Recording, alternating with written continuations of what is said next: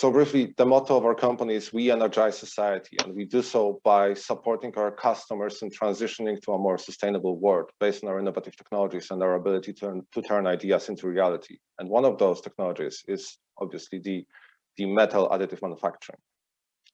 And briefly about the setup of our company, because I don't know if this is known in the industry, that since last year we are a separate company, Siemens Energy, separated from Siemens AG, and we are the leading pure-play energy company in the market. And across all our divisions, the generation, industrial applications, transmissions, new energy, and renewables, the generation and industrial applications where me and Håkan are working are the leading metal AM additive manufacturing adapters.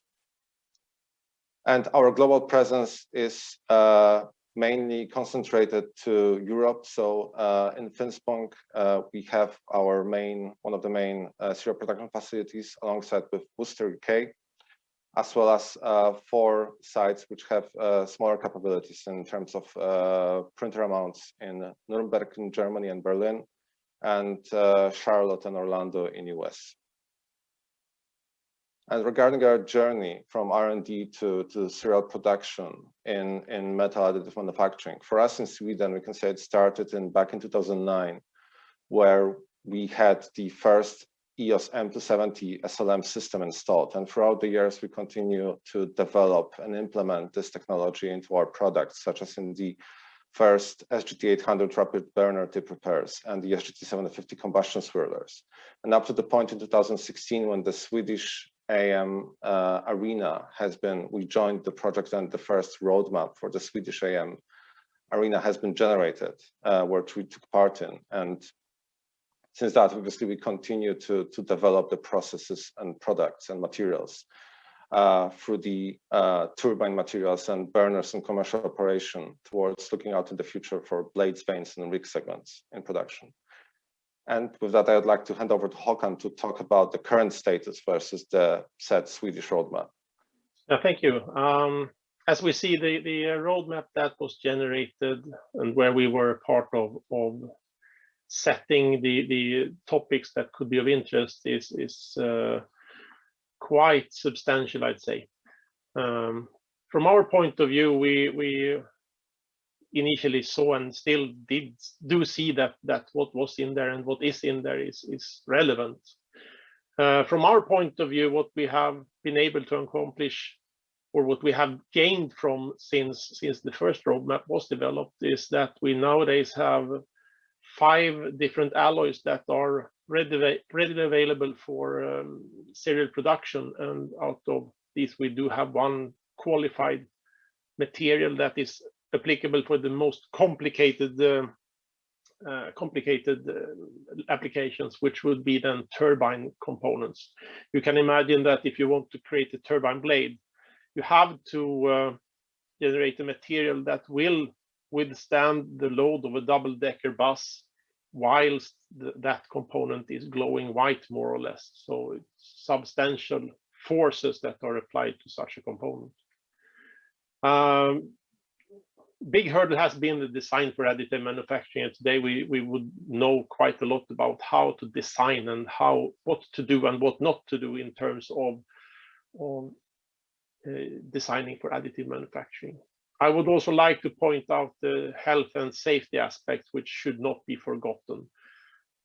Initially, when we were a small workshop, me, myself, and the colleague and the printer in a small closed environment, you could easily feel the taste of metal in your mouth when you exited the room, and that of course is not substantial in the industrial environment. So a lot of work has been conducted, and we have had a lot of help from publicly funded projects, and especially from the University Hospital in Linköping and the skilled staff there. So we can say that this roadmap we had in 2016 is valid. This is a bit of a funny picture, the Gartner hype curve, so to say. In 2013, we basically thought that we were where our colleagues today have pointed out that we are with that green line at 2020. We have learned what to do and what not to do. In 2013, we thought that we knew everything. Unfortunately, that is never the case. And we still see challenges, especially in materials, especially in the machine and quality, where we need to constantly improve, optimize, make sure that we can trace and follow what is needed, because the component you have at the end will never be better than your machine performance or your material. Next, please. Also, of course, we need to understand the process in a better way than just looking at simple input data. So we have worked quite a lot and still do work quite a lot with what we call an AM cockpit. It's a digital process monitoring where you are able to detect the most severe problems in your process. And I would say that this is so important. And if we look similarly into thermal spray processing, where there are well-developed tools for looking at the plasma temperature, the plasma plume size, particle velocities, etc. We need to find, in an analog way, ways of better understanding the process. Today, we can look at how the powder bed looks. We can look at basic properties, basic parameters during the build. But still, a lot of work is needed in order to fully understand and fully implement the possibilities of a more autonomous digital system that can monitor and alert when you have a suspect non-conformance. Next picture. What we have done quite a lot is materials. And if we look at the powder print process and the post-processing, that is basically what should constitute our components. In order to generate proper materials, of course, and the microstructure we need a network and of safeguards that goes around the process. And that is basically what we as a company have had to work with during the past 10 years, I would say, a bit more than 10 years, to set up the internal quality control measures, to work with our suppliers, both on equipment and on powders, and to qualify the systems, both when installing, when setting the system for operation, and in production. And of course, since we are both an internal supplier and an external supplier of AM components, we need to help out creating the guidelines and the standards needed. And I would say that a lot has been done, but there is still a lot that needs to be done in this safeguard network of quality control, qualification, and standards. Next. So what do we have? I have tried to look at where we are today, and basically I would divide this into 3 different parts. One is the powders. One is how we process the powder into something useful. And one item would be how we control and make sure that whatever we deliver is appropriate. These images might be a bit small, but in powder, in order to set up any type of process, you need to understand the powder, and then of course setting up the proper characterization and setting up the proper standards for what powder is supposed to be is crucial. The very tiny picture, I apologize, we didn't turn up the way we wanted it really. So the very tiny picture to the bottom left is trying to indicate the two powders that fulfill the same standard specification for INCO 625 will generate completely different microstructures after full post-processing. And this just indicates the fact that we as an AM industry have taken a standard chemistry for a standard material aimed at the standard production process. Implementing that into AM shows that standard process is by far inadequate, and a lot of work still needs to be done in order to, if you select supplier A or supplier B or supplier C on the powder, generate the proper outcome, the proper microstructure, the proper properties.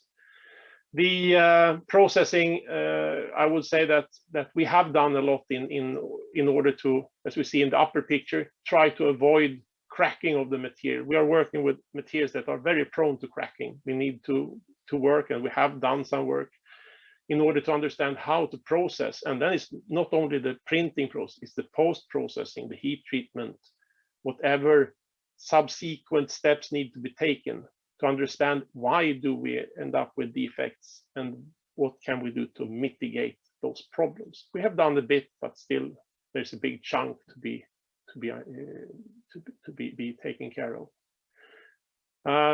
If we look then at more the final part, the quality control, we unfortunately tend to design quite complicated shapes, which means that most of our current NDT techniques are inadequate. We can't penetrate with ultrasonic through triple wall designs or complicated features, which means that we are to some extent left out with tomography, which is a bit expensive. So, but at least we have some tools that we can utilize, and we do utilize, and that is of course needed if you are to go in an industrial setting with these techniques.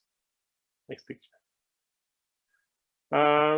Regarding then standards, I would say that we have accomplished a bit, and we have helped out a bit, and we are making use of the efforts in ISO, ASTM, what's done within DNV, what's done within NASA, for instance. There is a lot out there.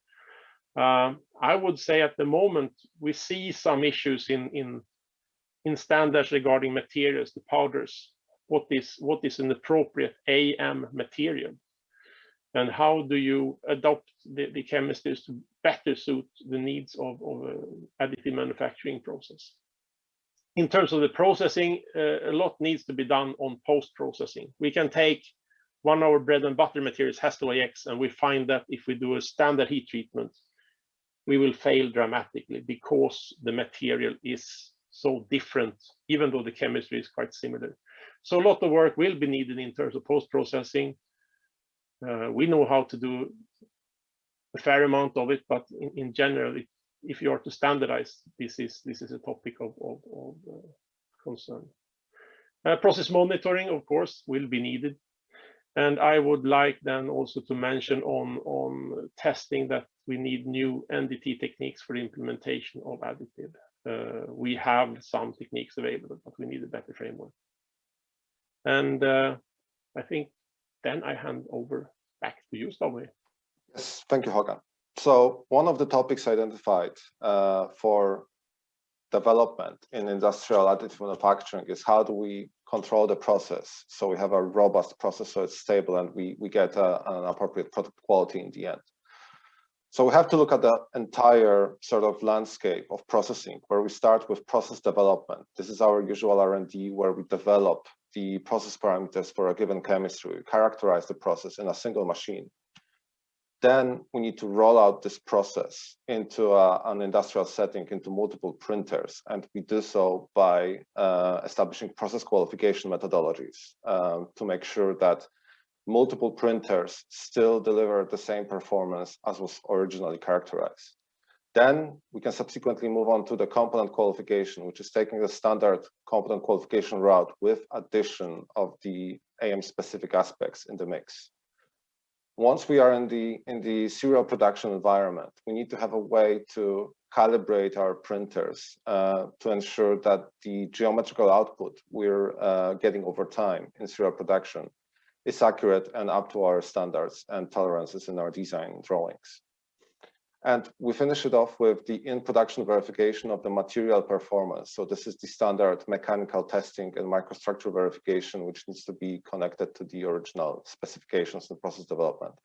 And at the bottom, we have the standard production part inspection, when we need to look at the CTQs of the components, such as critical dimensions and flow. And why is this represented in such a cascaded way? This is basically, we see it as a waterfall of different activities where each of the activity is fed by the information from the previous stage. And this needs to be looked at as a whole, and data gathered through all of those steps is instrumental to basically enable the stable product quality throughout time in serial production. And how are we addressing this in Siemens Energy? This is the example of our approach to this problem. So Status as of 2016, 2020, the key process variables that are influencing the printer performance are not fully understood. The statistical baseline for comparison of material data sets, it's not available, or it's quite sparse. There is no existing process to verify the machine capability, and this all in turn leads to large amounts of testing and efforts and iterations. So there are 3 planned stages to addressing this issue. And first, we already have behind us, so to speak, the research phase, when we study the key process variables of the print process. We look at the verification methods, and we create our first internal standards for printer control. We're currently entering the rollout phase, where we're going to verify the methodology in the pilot production lines, and we are also going to evaluate the measurement techniques, because we identified that in order to achieve stable, repeatable geometrical performance, we need to calibrate the printers to high accuracy, and that requires in turn high accuracy evaluation methods. And we also continue the sensitivity study on key process variables that are affecting the performance. And fiscal year 2022 plus, there is a plan to scale up the process and revise the standards based on the knowledge gathered to enable us to get the process stability metrics and early warnings in production. So by 2022 plus, we aim to have a database understanding of the processes and its limits. We eliminate assignable sources of variation. We have effective and efficient quantification of machine capabilities, and we significantly reduce costs for testing, qualification, rework, and etc. And to sum everything up, talking about the outlook in the industry and then the work that we're planning to do. One of the key items that we identify for further development is development of alloys for energy and aero sector. And obviously, we as an energy company are going to focus on the materials for the energy sector.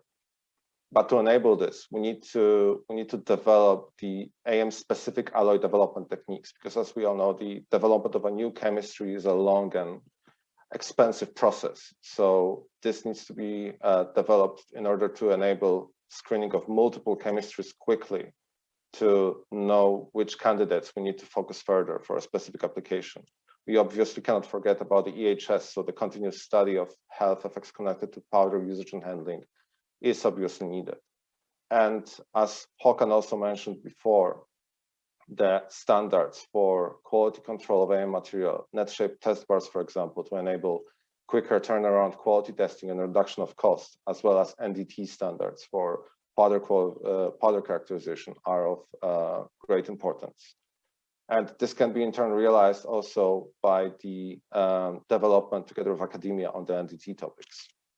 And to sum up, the roadmap is still valid. So the roadmap from 2016 is being addressed, and the scope needs to include also the full production chain, not only the AM process. And if you look at the industry, many companies are still struggling to identify the correct parts that can be used, produced with this technique. And this in turn leads to the Swedish AM landscape to be quite scattered. And that would be all from my side. Thank you for your attention.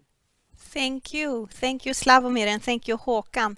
I know that we got some questions through Menti, and I want to follow up with those questions after this next presentation. So stay tuned, and I'm gonna turn over, and I'm very pleased to also have Annika Strondl at Swerim with us today.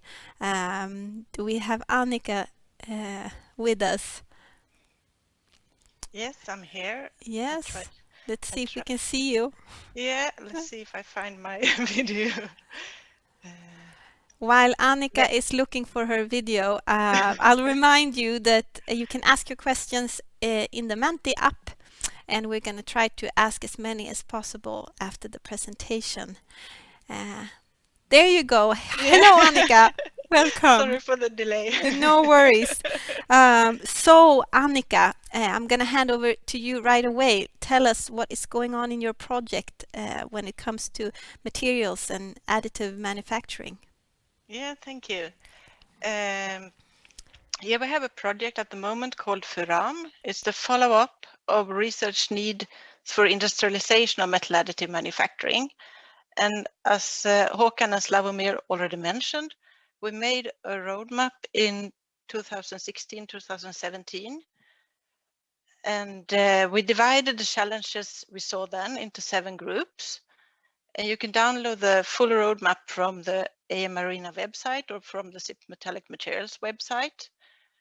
And we tried to prioritize the challenges and gaps we saw. And now it's time to follow up what has happened during this time. And we collected the funding for research projects the last years.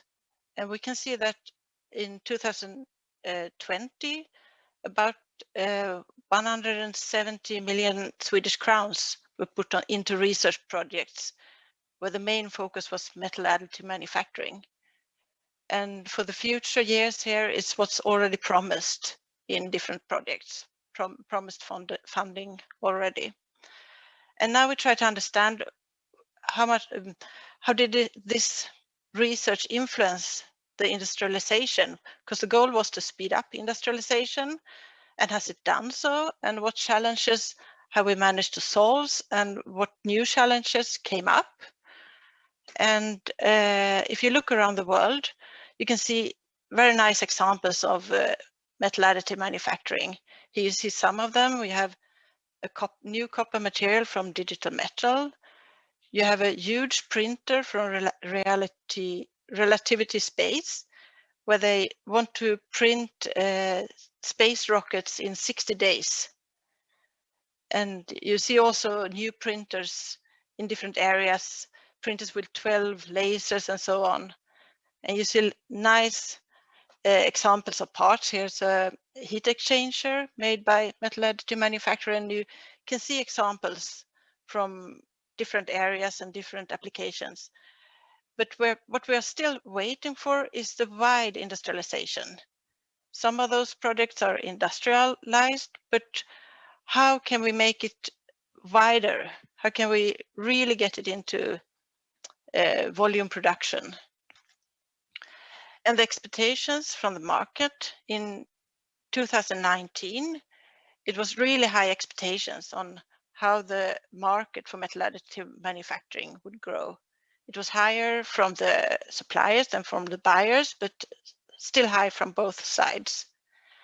Then you can see another forecast in 2020, and of course it went down there. We had a dip in 2020 and 2021 due to COVID-19.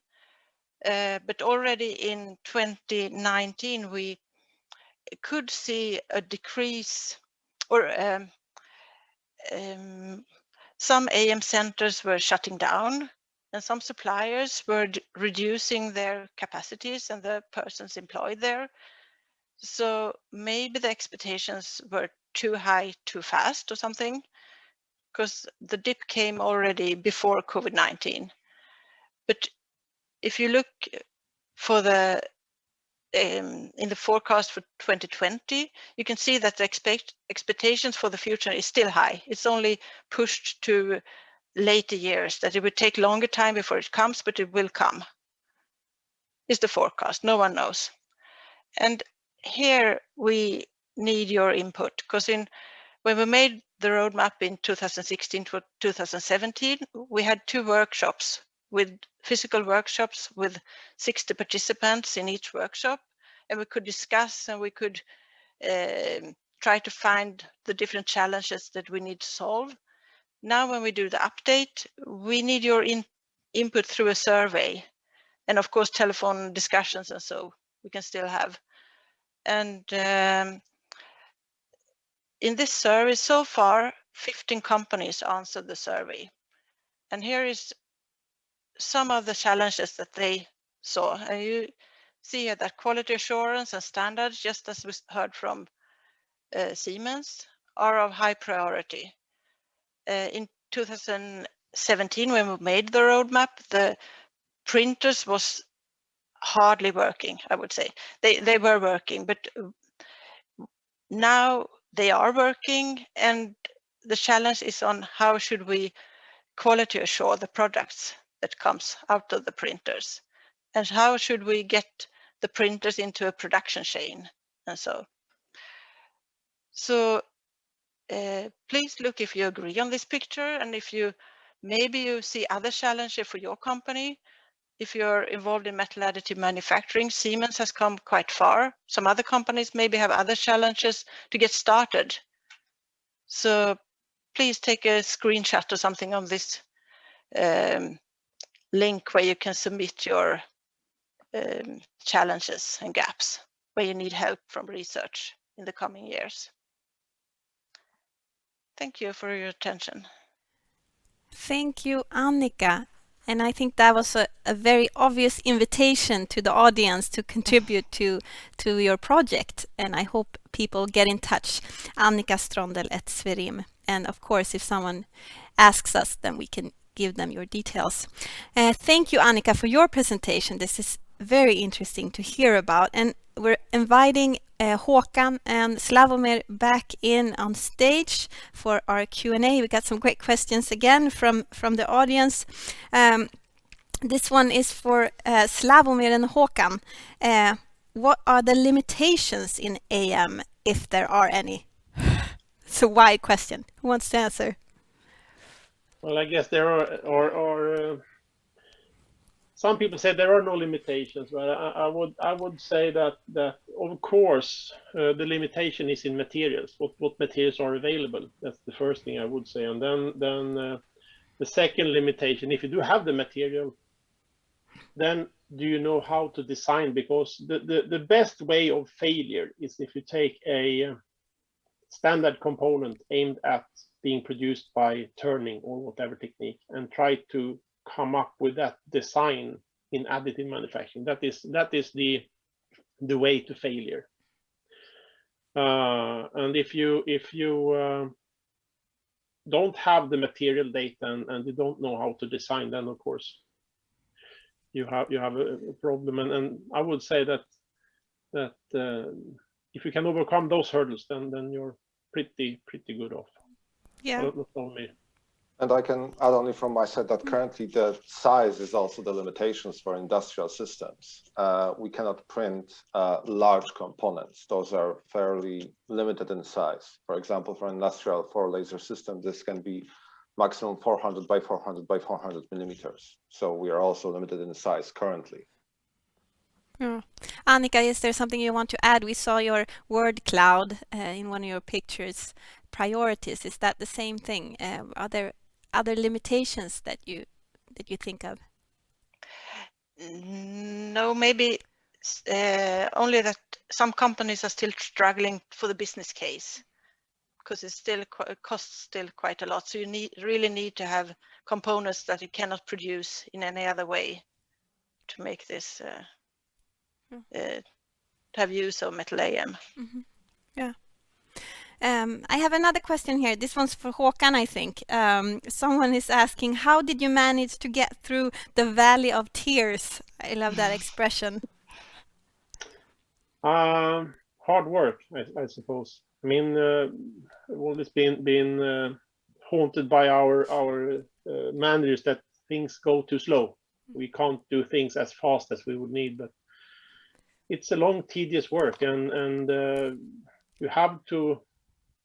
I mean, we have had some managers that has really, when we got the first systems, one of the managers got to upper management, said, we want to buy this machine.